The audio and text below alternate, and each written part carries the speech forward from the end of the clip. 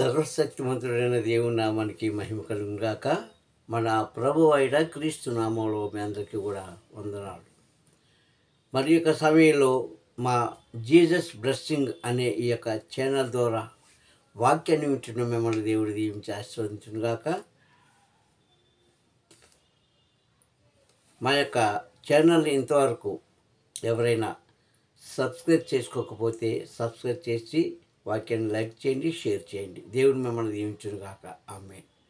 నేటి వాక్యాంశము జీవపు ఊట అన్న అంశం మీద మనం కొన్ని మాటలు నేర్చుకుందాం. దేవుడికి మహిమ కలుగును గాక. ప్రియ సహోదరులారా, ఊరుట అనగా ఏమిటి అంటే భూమిలోంచి ఉద్భవించిన నీళ్ళు. ఒక చోట గుంత తవ్వినప్పుడు వాటిలో నీళ్ళు వస్తూ ఉంటాయి. అంటే దానికి అర్థం ఏంటి? ఆ మట్టి లోపల నీళ్ళున్నాయి. ఆ నీళ్ళు ఎప్పుడైతే మట్టిని తొలగిస్తామో అవి ఏమవుతాయి? పైకి వస్తూ ఉంటాయి. దాన్ని ఉబ్బుకుట అంటారు. అంటే ఉద్భవించుట, రావడం నీళ్ళు. ఇది మామూలుగా మనం తెలుసుకున్న నీళ్ళు. చాలా ప్రాంతాల్లో ప్రియ సహోదరులారా, కొన్ని ప్రాంతాల్లో నీళ్ళకి చాలా ఇబ్బంది కలుగుతూ ఉంటుంది. ఆనాడే కాదని ఈనాడు కూడా అంతే. నీళ్ళకి కొన్ని ప్రాంతాల్లోనైతే చాలా దూరం వెళ్ళి, ఇంచుమించుగా 2-3 కిలోమీటర్ల దూరం వెళ్ళి వాళ్ళు నీళ్లు తెచ్చుకునే పరిస్థితి ఈనాటికి కూడా ఉంది. అది అన్ని సౌకర్యాలు ఉన్నవారికి అది అర్థం కాదు. కానీ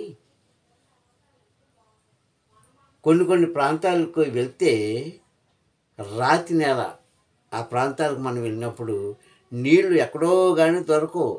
ఆ నీళ్ళ కోసము 2-3 కిలోమీటర్లు స్త్రీలు వెళ్ళి నీళ్లు తెచ్చుకునే పరిస్థితి ఈనాటికి కూడా ఉంది. ఇది ఎంతమంది నమ్ముతున్నారు? అంటే కొంతమంది ఏమనుకుంటారంటే, మేము పర్వాలేదండి, మేము మంచి టౌన్లో ఉన్నాం కనుక మాకు ట్యాప్ ఇప్పితే, కుళాయి ఇప్పితే నీళ్ళు వస్తాయి కనుక మాకే ఇబ్బంది లేదు అని అనుకోవచ్చు. కానీ తాగే మంచినీళ్ళకు, ఆహారం చేసుకోవడానికి, సౌకర్యం చేసుకోవడానికి నీళ్ళ కోసం చాలా దూరం వెళ్ళి తెచ్చుకునే పరిస్థితి ఈనాటికి కూడా ఉంది. అంటే ఏంటి? వాళ్ళున్న ప్రాంతంలో నీళ్ళు ఉద్భవించట్లేదు, అంటే పుట్టట్లేదు, రావటం లేదు. కనుకనే వేరే ప్రాంతానికి వెళ్తున్నారు. చాలా ఇబ్బంది కలిగింది. అలాంటి వాక్యాన్ని ఈరోజు మనం చూసుకుందాం. అయితే ఈ నీళ్ళు అనగా బైబిల్ గ్రంథంలో 2 అర్థాలు. మామూలుగా మనం ఎప్పుడు వాడుకునే నీళ్ళు, దాన్ని మంచి నీళ్ళు అంటాం మనం కదా. కానీ నీళ్ళు అనేది దేవుడి దృష్టిలో వాక్యము. దేవుని స్తోత్రం, హల్లెలూయా. ఆ వాక్యాన్ని ఈరోజు మనం చూసుకుందామండి. ఒక స్త్రీ దగ్గరికి క్రీస్తు వెళ్ళాడు. ఆ స్త్రీకి క్రీస్తుకి జరిగిన సంభాషణే ఈరోజు మన వాక్య సందేశం. జాగ్రత్తగా వినండి వాక్యాన్ని. ఎవరి స్త్రీ, ఎక్కడికి వెళ్ళాడు క్రీస్తు అని చూసినప్పుడు యోహాను సువార్త 4వ అధ్యాయంలో అక్కడ మనకి చాలా మాటలు కనిపిస్తాయి. ఎవరామె? సమరయ స్త్రీ.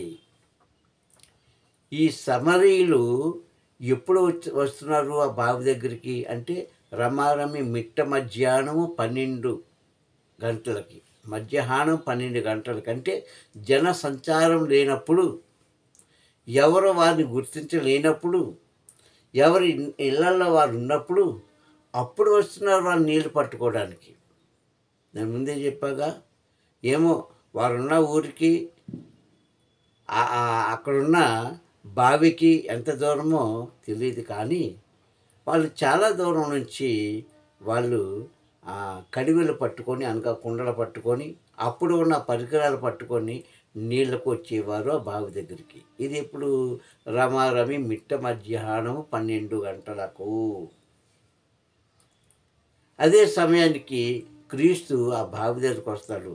ఆ బావి ఎవరు తవ్వించిందని వాక్యం ఉందంటే యాకోబు తవ్వించిన బావి అంటారు దాన్ని. బావి అంటే అది చిన్నదేం కాదండి. ఇంచుమించుగా చుట్టూరు నిలబడి ఒక 10 మంది ఆ నీళ్ళు చేదుకునే అవకాశం ఉండే బావి అది. అక్కడికి వచ్చాడు క్రీస్తు. ఎందుకు వచ్చాడు? సమర స్త్రీల కోసమే వచ్చాడు, సమరీయుల కోసమే వచ్చాడు.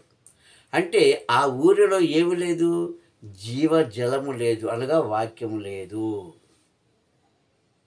వాక్యం లేదు కనుక వారిని దేవుడి వైపు మళ్లించడానికి క్రీస్తు అక్కడికి వచ్చాడు. పరలోక రాజ్యం వారికి అందించడానికి క్రీస్తు అక్కడికి వచ్చాడు. పాపం నుంచి వారిని పరిశుద్ధులుగా చేయడం కోసము క్రీస్తు అక్కడికి వచ్చాడు.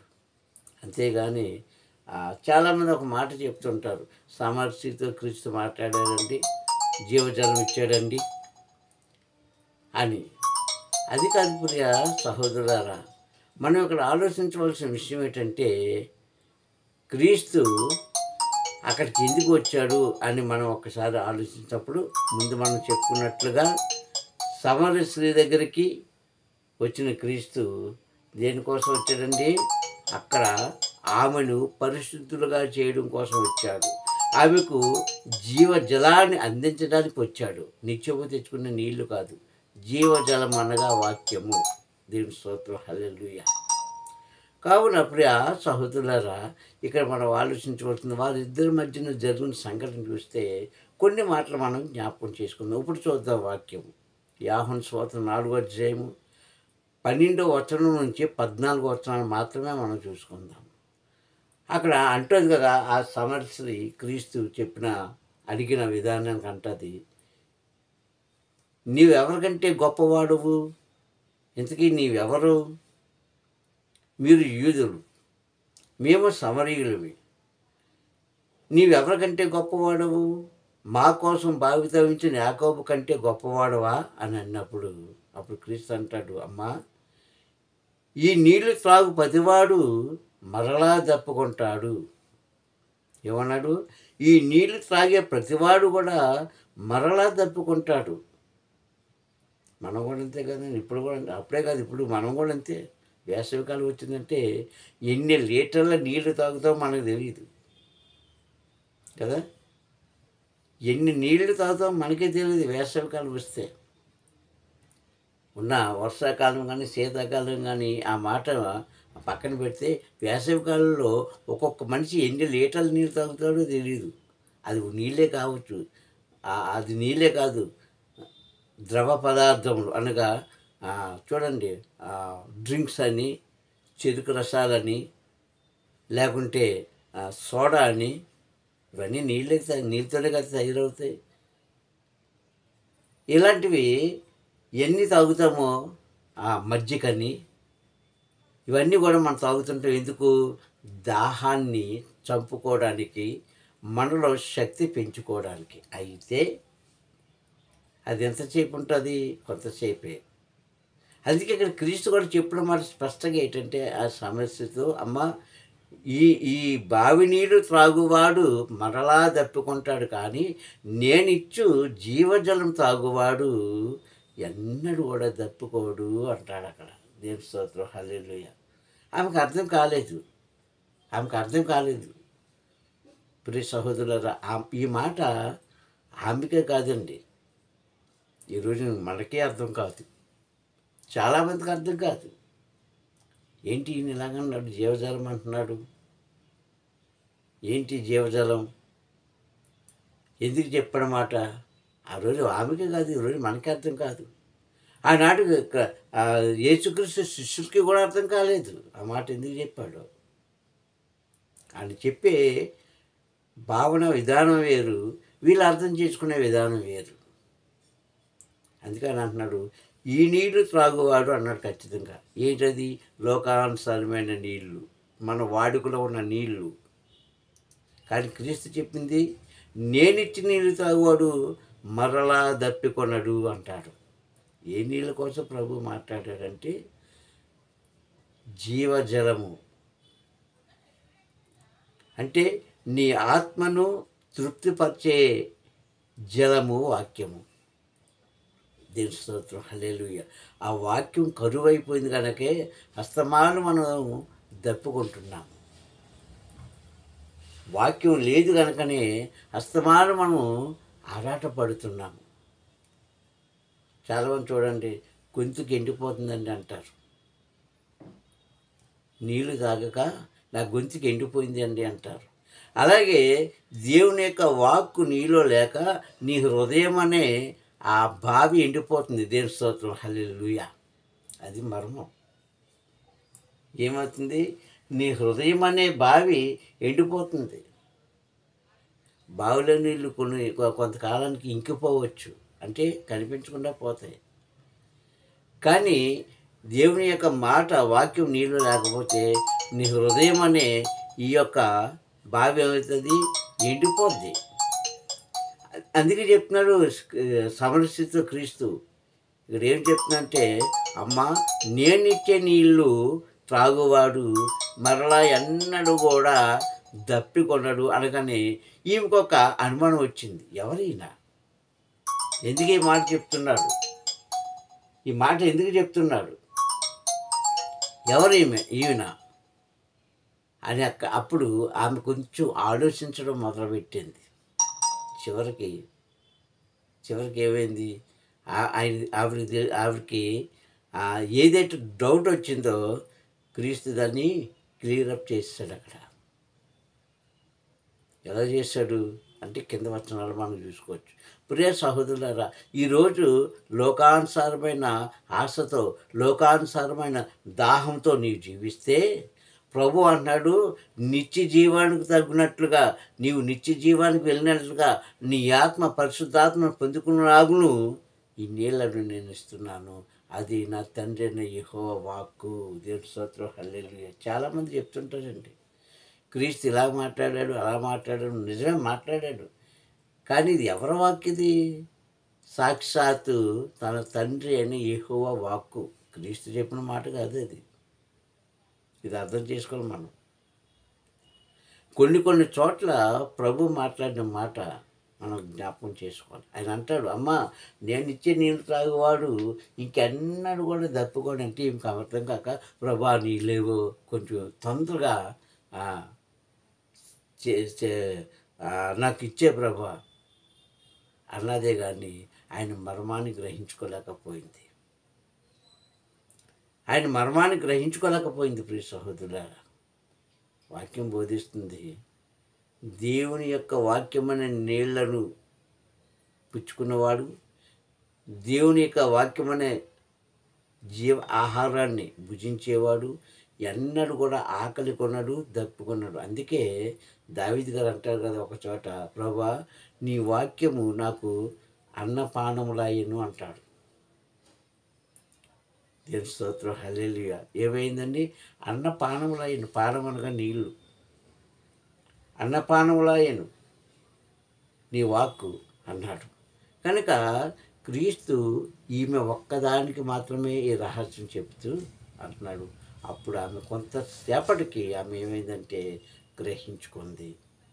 గ్రహించుకొని ఎవరో ఒక మెస్సీయ వస్తారు, ఆయన వచ్చినప్పుడు మాకు తెలియలేని విషయాలు చెప్తారు అని మా పూర్వీకులు చెప్పారయ్యా అంటే, అప్పుడు అంటాడు, నీతో మాట్లాడిన వాడే మెస్సయ్య. దేవుని స్తోత్రం, హల్లెలూయా. అప్పుడు ఆమె గ్రహించుకుందండి. చదువు లేని పామరులు గ్రహించుకున్నారు క్రీస్తు యొక్క మాటను. వాడు తాగారు జీవజలాన్ని, వారు అనుభవించారు జీవితాన్ని. అందుకే వారు ధన్యత పొందుకున్నారు. దేవుని స్తోత్రం, హల్లెలూయా. ఓ క్రైస్తవుడా, నీవు ఈరోజు ఏ జీవజలాన్ని త్రాగుతున్నావు? రుచిగా ఉందనుకోండి, డ్రింకులు కానీ లేదంటే ఏదైనా మనం తాగే పదార్థాలు రుచిగా ఉంటే మరొక గ్లాస్ తాగుతాం. అది ఎంతసేపు ఉంటుంది? కొంతసేపే కదా. ముందు చెప్పుకున్నట్టుగా వేసవికాలంలో ఐస్ వాటర్ తాగుతుంటాం. అది గొంతుకులో దిగినప్పుడే చల్లగా ఉంటుంది, తర్వాత మళ్ళీ మామూలే.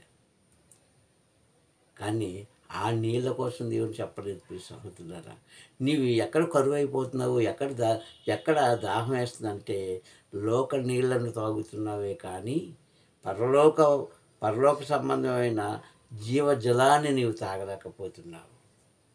ఆ నీళ్ళు నీవు తాగినప్పుడు ఎన్నడూ అంటున్నాడు, ఇంకెన్నడూ కూడా అమ్మా ఈ నీళ్ళు త్రాగువాడు ఎన్నడూ కూడా దప్పికొనడు.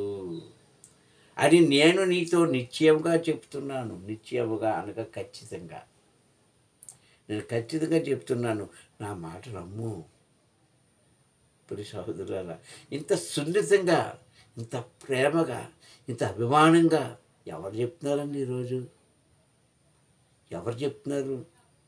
అక్కడ ఎంత చక్కగా మాట్లాడారండి క్రీస్తు. అమ్మా, నా మాట నమ్ము. నమ్మింది కనుకనే ఆమె కాకుండా ఆమెతో పాటు ఆ ఊరి జనం అందరూ కూడా క్రీస్తుని వెంబడించడానికి తన తండ్రిని యెహోవా మాటను నమ్మి ధన్యత పొందుకున్నారు ఆనాడు. ఆ రోజుల్లో, ఈ రోజుల్లో నీవు ధన్యత పొందుకుంటున్నావా? క్రీస్తు జీవజలాన్ని నువ్వు తాగగలుగుతున్నావా? క్రీస్తు జీవ వాక్యాన్ని ఆహారంగా పుచ్చుకోగలుగుతున్నావా? ప్రియ క్రైస్తవుడా, జ్ఞాపకం చేసుకో. జ్ఞాపకం చేసుకోండి. ఎవరైనా సరే, చిన్నవారేమి పెద్దవారేమి, ఎవరైనా సరే జ్ఞాపకం చేసుకుంటే నీవు రోజు రోజుకి ఏ జలాన్ని త్రాగుతున్నావు నీవు? వేసవకాలం వచ్చినప్పుడు ముందు చెప్పుకున్నట్లుగా బిందెలు అయిపోతుంటాయి. కానీ ఏ రోజైనా జీవవాక్యాన్ని నీళ్ళగా నీవు త్రాగగలుగుతున్నావా? అలా తాగితే నీ ఆత్మనే బావి ఎప్పుడు నిండుగానే ఉంటుంది. నీ ఆత్మనే ఈ తిత్తు అనగా ఈ ఈ యొక్క గుండె ఎప్పుడు కూడా పరిశుద్ధాత్మతోనే నిండి ఉంటుంది. అందుకే వచ్చాడు క్రీస్తు భూమి మీదకి. చాలామంది అంటారు క్రీస్తు ఎందుకు వచ్చాడంటే చాలా సులువైన మాట అండి కదా. ఎలా చెప్తారు? పాపను రక్షించడానికి వచ్చాడు. ఓకే, ఏంటి ఆ ఒక్క మాటే పట్టుకుంటారు ఎవరైనా సరే. పాపను రక్షించడానికి వచ్చాడండి క్రీస్తు ఈ భూమి మీదకి, అందుకే వచ్చాడా? అదొకటే చేశాడా? ఇంకేం చేయలేదా? అందుకు కాదు, దారి తప్పిన వారిని మంచి మార్గంలో నడిపించడానికి, లోకమనే ఆశలో కొట్టుకుపోతున్న వారికి ఒక చేయూతనివ్వడానికి వచ్చాడు. ఒక మార్గాన్ని, ఒక గమ్యాన్ని చూపించడానికి వచ్చాడు.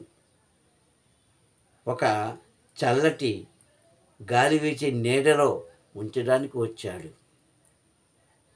పాపం రక్షించడానికి వచ్చాడు నిజమే, కానీ వాటికంటే ముందు ఇవన్నీ కూడా ఆయన చేసినట్లుగా మన వాక్యంలో చూసుకుంటున్నాం. ప్రియ సహోదరులారా, ఇక్కడ ఈ సమస్య నీకు అర్థమయ్యి ఆమె ఏం చేసింది? మహానందంతో. ఈరోజు వాక్యం వింటున్న నీవు ఆనందపడుతున్నావా? మహా ఆనందం పడుతున్నావా?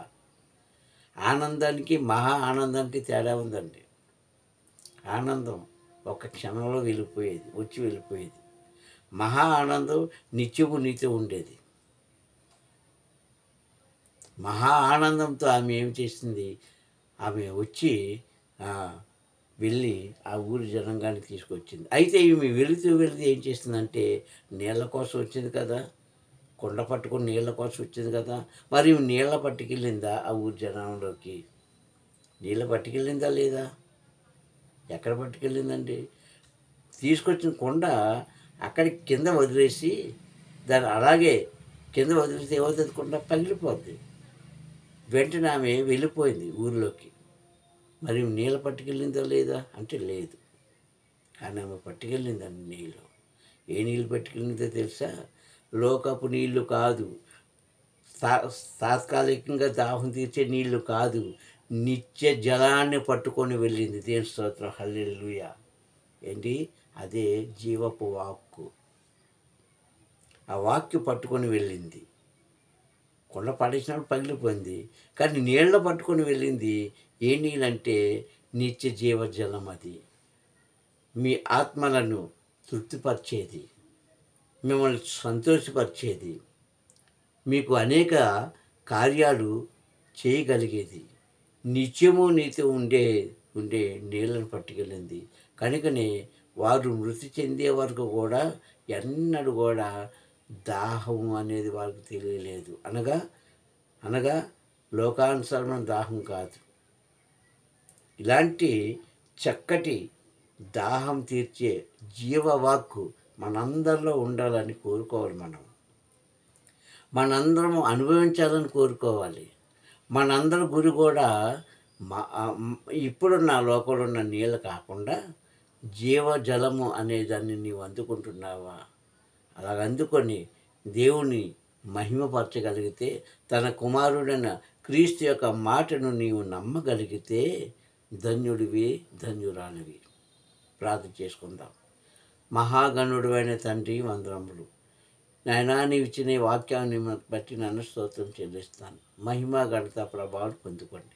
ఇగో నాయన, ఈ సమయంలో చేసిన ప్రార్థనకు ప్రతిఫలం దయచేసి అయ్యా, ఆనాడు సమరస్తుడికి ఇచ్చిన ఆ జీవజలము నా ప్రభా ఈరోజు మాలో ఎవరికైతే కొదువై ఉన్నదో వారందరికీ దయచేసి నిత్య జీవానికి మార్గం చూపించిన దేవా, ఆ మార్గంలో నడిచి నా ప్రభా నీ నామాన్ని కనపరుచుకునే భాగ్యం కలుగు చేసి అయ్యా, మా పాపపు చీకటి జీవితం నుంచి అయ్యా మమ్మల్ని రక్షిస్తామని నా ప్రభా తండ్రి, నా ప్రభా నాయన, శరీర దాహం కాకుండా ఆత్మదాహం తీర్చే దేవుడు నీవే కనుక తండ్రి యేసయ్య, అట్టి భాగ్యం తండ్రి ఈరోజు మాలో ఎవరికైతే లేదో వారందరికీ దయచేసి తండ్రి ఆనాడు ఆ సవర స్త్రీలను కుటుంబాలను కాపాడిందేవా, ఈరోజు మా కుటుంబాలతో కూడా మీరుండి నాన్న నీ యొక్క వాక్యాన్ని అర్థం చేసుకునే భాగ్యం కలుగు చేసి తన ఆ జీవజలాన్ని త్రాగి తండ్రి యేసయ్య తృప్తిపడే ధన్యత కలుగు చేస్తామని క్రీస్తు నామములో ప్రార్థన అడుగుతున్నాను పరమ తండ్రి.